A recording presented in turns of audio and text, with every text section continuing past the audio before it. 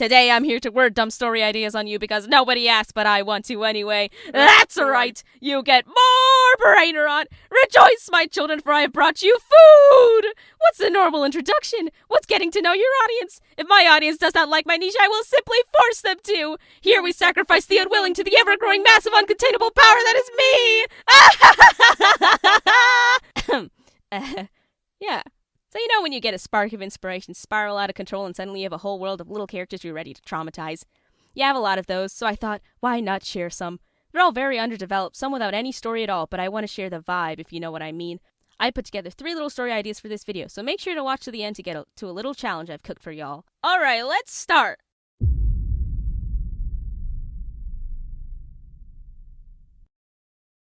What do you do when you want something so bad, but the universe just won't let you get it? You're not good enough. You're too distracted.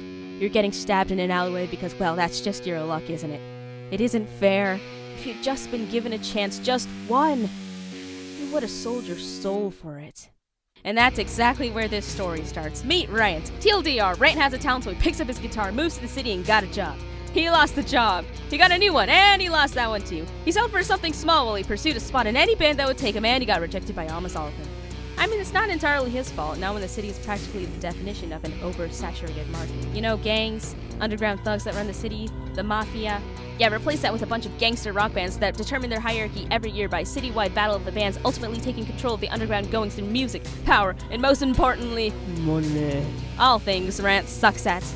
They call themselves the Neon Circle, and Rant wants in. Which leads us to the beginning of the story, where Rant gets rejected, then promptly stabbed in an alleyway, only to see a literal demon appear before him and offer him what he's wanted all along, a chance to be at the top. If he just shakes this demon's hands, he'll be all healed up, and the demon promises him as he waves the Battle of the Bands flyer in front of his face that he can make it to the very top. So, Rant agrees. This story was originally imagined as a rhythm game! One with that pixel indie vibe with a 6 score that honestly carries the whole thing. The story is a simple tournament arc story style where Rant, now marked by the Demon of Greed, enters himself into the Battle of the Bands and begins his climb to the top with some supernatural help. And it works. He's fucking cracked! His music having a way of grabbing people's attention and reeling them in with a hunger. The only problem is, every time he plays, he has to literally fight demons off so his soul isn't actively consumed right then and there, effectively ending his scent, and his life. I guess that's why they call it the Battle of the Bands, am I right up top? I don't have a whole story plan up, but I do have character designs, and a vague idea of how things spiral out as he gains attentions from the other bands in the tournament. With all eyes on him, he starts to dig deeper into the Neon Circle and uncovers some secrets. How the people in power got where they are, what they're hiding, and from what he finds, looks like he's not the only one who's willing to sell his soul for a little fame. So, take Rango's setting, arcane steampunk style, the cult from that one episode of Clone Wars, and slam them all into one giant icky melting pot. Boom! You get this story idea. That really is the whole idea. Jade. I don't really have a main character for the story, but I do have a few contenders. The way this world is set up is in a sort of never-ending desert-type situation. Each plot of land is governed by their own little mayor. There aren't any rules by which they have to abide other than the one, which we'll get to, but all are wildly different and can have entirely different laws just by crossing the border. The only thing that unites all these haphazard rules is the giant metal train tracks slapped through the middle of the land, stretching all the way from one end to the other. Nobody really goes to the end, but they see the train go by now and then, and they know where it leads. And that is the Church of the Motherhood. Yeah, that one rule all the mayors have to follow? They have to be sworn into the motherhood, this world's cult religion thing, and they have to follow its faith. That means, when the motherhood wakes, the town wakes. When the motherhood sleeps, the town sleeps. When the motherhood asks for 10 children sacrifices each year, you give them 10 children sacrifices each year. Wait, what? Yeah, so there's POV number 1. Here's this little scrappy cyborg kid, half made of metal scraps from an unfortunate childhood accident that landed him in the orphanage in the first place. He and a bunch of other unwanted kids get rudely yoinked from their unhappy home and chucked into the metal train one night by the robot man. There's a woman dressed in ceremonial gold robes of a sister, aka Cult Lady, who gives him orders to handle the children who's being offed by the town. As the train takes off, Robot Guy comes through and scans each child for something. They don't know what, but when landing on our little guy, he scans an excess amount of metal scrap.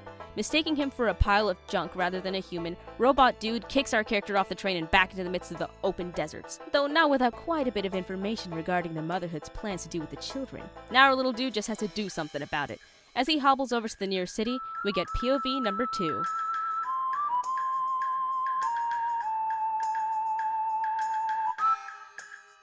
Bartender, give me your strongest shit and make it quick.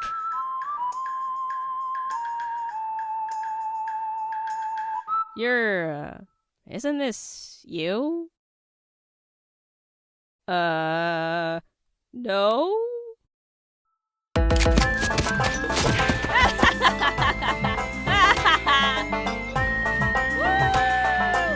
Desert pirates! Yep, the leader of the desert pirates is a well-known dude that hops from town to town stealing shit and running with his gang of misfits. They ride around the first ever sand ship invented by one of his crew. I don't really know how yet, but I really want them to team up with the little guy to try and uncover the secrets of the motherhood.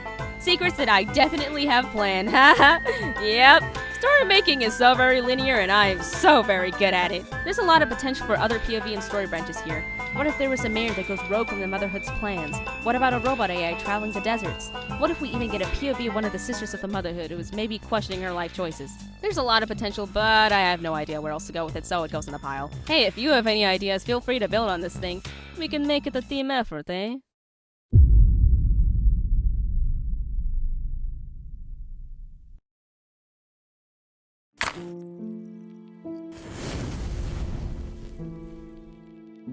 If you know anything about the Fae, you know about the Veil and the Otherworld. Take that, but split the Fae into two beings, Candle People and Shadow. Candles are as shown, humanoid beings that take on beautiful appearances, almost human if not for the cavities in their chests where each has their own little candle. The candle is literally a measure of their life, and if it goes out or the candle runs out, they die.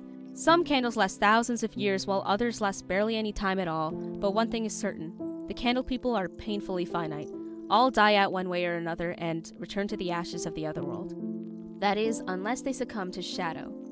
The Shadow People are those who were once candles who, instead of dying, become corrupted and take on an immortal form.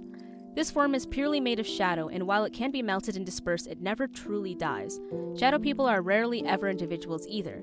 They often merge into greater shadow beings, fusions of once people now turned into amalgamations beyond recognition for the sake of physical power.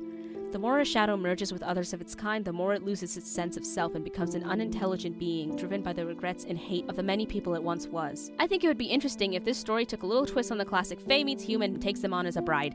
Our main character is a child who was stolen away from their home and locked into the tower of a lonely Fae king, or candle person. The Lord leaves one day, and in his absence, our child meets someone for the very first time.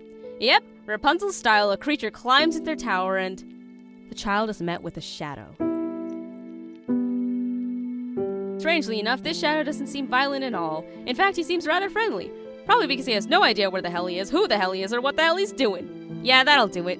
With his help, the child escapes the tower and makes a promise to the shadow. In exchange for his help getting them across the otherworld and back home, they will help him recover all of his memories. So the two embark on a journey through this strange, mystical world while uncovering the deep hidden lore of the place.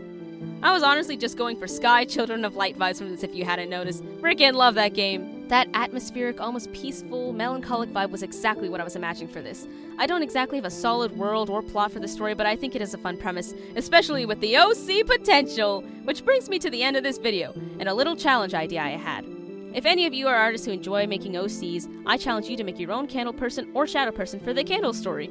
There aren't really any rules for the design other than the shadow people must look mostly like shadow formed into beings, and the candles must have a candle in the middle of their chest in any shape or color or fire you see fit. I think it would be super cool to see, and if you do, make sure to tag me on Instagram so I can see them and feature them in my next video. I hope you guys enjoyed me brain dumping random story ideas on you. I would love to hear your own story ideas in OC lore, so go ahead and dump in the stories back to me.